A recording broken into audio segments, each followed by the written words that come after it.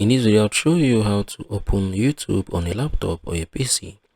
Now, if you love to watch YouTube on your laptop or on your PC, in this video, I'm going to show you how you can be able to do that. This video is really for educational purposes only, so please make sure you watch what I'm going to show you in this video. I'm currently here on my Google Chrome browser, so I'm going to just come on. I'm going to type in. Okay, you can see YouTube, so I'm going to type in YouTube. Just come on and type in YouTube. Click on it. So wait for it to open up. So I'm going to click on YouTube.